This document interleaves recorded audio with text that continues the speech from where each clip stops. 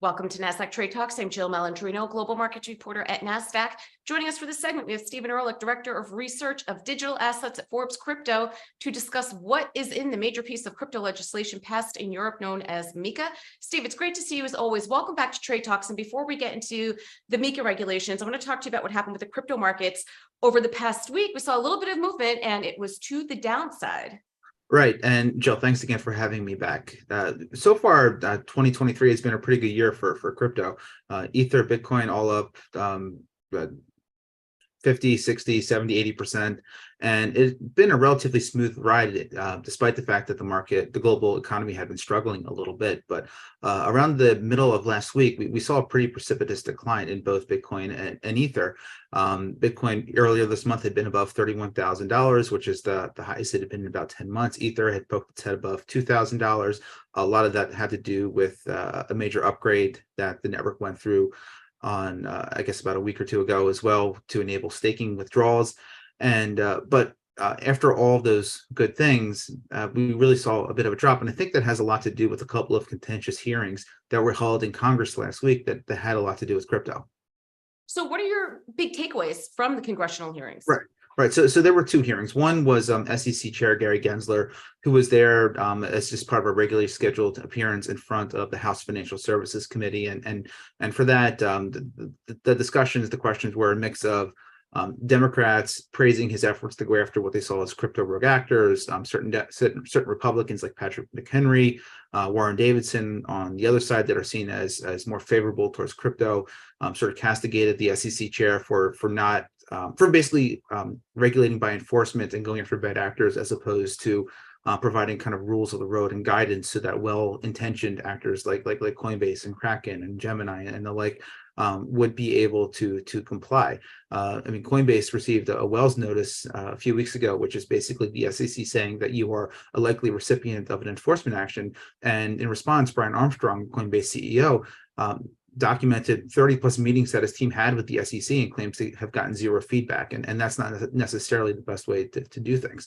So it was a pretty contentious hearing there on Tuesday, and that was kind of punctuated by Representative McHenry, who was the chair of the House Financial Services Committee, sort of using his 5-minute question period to try to pin Gary Gensler on basically stating his opinion as to whether or not Ether is a security.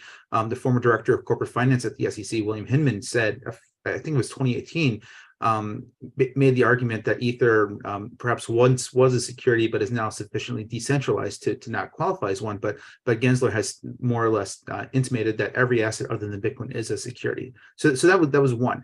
The second was a hearing from a new subcommittee under the House Financial Services Committee focused on digital assets, financial technology, and inclusion, chaired by French Hill of Arkansas. And that really looked at a new stablecoin draft to try to regulate all these stablecoins. It's a $100 billion plus industry from Tether and Circle and a host of other algorithmic ones to try to find a way to incorporate them in a responsible way into the nation's financial system. And then from there, I think what was most disappointing about that is the fact that this piece of legislation that was introduced was bipartisan. Last fall, Maxine Waters, who's now the ranking member, but at the time was the chair of the committee, and Patrick McHenry worked on it closely together and included a lot of common sense reforms, or not necessarily reforms, but guidelines and requirements like transparency, the ability to convert back into fiat, reserve requirements, reporting requirements, and providing access to the Fed discount window, things like that. And when Maxine Waters started her comments, she more or less threw the entire thing out and said we need to start from scratch, that this is an entirely different world now than when this was drafted. And of course, the collapse of FTX happened in the interim. So I think that was also a bit discouraging. Well, let's talk about the major piece of crypto legislation that passed in Europe, because this is what many folks have been asking for in the US, for some clarity and for regulatory framework. And it seems as if the Europeans are more ahead in terms of putting that out there. What are your thoughts around it? What were some of your takeaways? Yeah, exactly. I mean, the timing for the markets and crypto asset legislation, or MiCA as it's called, could not have been better for Europe. It had been proposed by the EU Council, which is kind of the executive branch of the European Union, and then it was just overwhelmingly passed by the European Parliament, which is the representative body. Eventually, all this legislation has to be translated into national laws and be put, and then that's how it's actually going to be enforced. So we're probably looking at 2023, 2024, honestly, before any of this actually goes into effect. But I think that what's in this legislation is basically a laundry list of what crypto executives in the US are asking for. Again, it's just common sense rules of the road on how they need to, what types of transparency they need to provide, risk disclosures, processes and procedures to operate in a safe and responsible manner. And there's a lot more to it, but in general sense, at least they know what the rule book is. And if companies such as Kraken, Coinbase, or any of these European firms then get licenses in one of the EU member zones, they automatically now have passporting rights throughout the entire continent or Eurozone. So that is really what they're looking for. And it's funny. I mean, a host of crypto executives praise this legislation. Brian Armstrong actually mentioned that he may be looking to move Coinbase out of the U.S. or domicile out of the U.S. That doesn't necessarily mean that he would forgo the U.S. market. It's too big to completely ignore. But regulatory clarity is something that's very important as we kind of stay in this I would call it a stage of purgatory. It's hard for executives to know exactly what to do moving forward, and absent sort of a bullish signal, I think that all this discussion is putting a haze over prices and trading activity. Yeah, it's really interesting. A little bit of sidebar here, but with the EU passing the Digital Services Act, which is really around content moderation on social platforms and e-commerce, that framework going into place in 2024, and they seem to have been well received because that framework is there, and at least you have boundaries and know where you can play as a company. To Brian Armstrong's point, what's the latest with staking on Ethereum post Chappella? Right. So this was a really key moment. And I know that there was some fear among investors that this would be yet another example in crypto of buying the rumor, selling the news. I mean, we all remember the big collapses of crypto after Coinbase went public in 2021, or the first Bitcoin futures ETF started trading again in 2021 as well. And even after the merge back in September, when Ethereum threw out its proof of work consensus mechanism or engine and switched to proof of stake, that also led to a decline in price.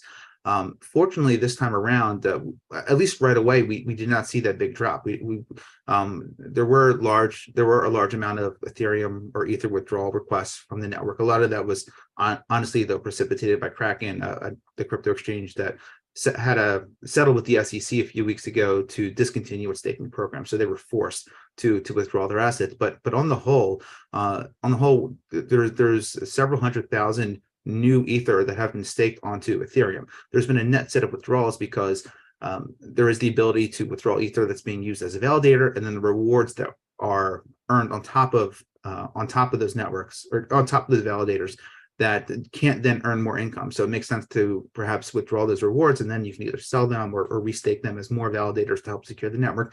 But on the whole, we are seeing a positive movement, and especially a lot of institutions are getting more comfortable with staking Ether now that they know they can withdraw those assets if they so want. So I do think that despite the drop that we've seen in the last couple of days, which I don't think has anything to do with the Chappella upgrade, we're going to see more institutional actors staking Ether, which should be bullish longer term for the price.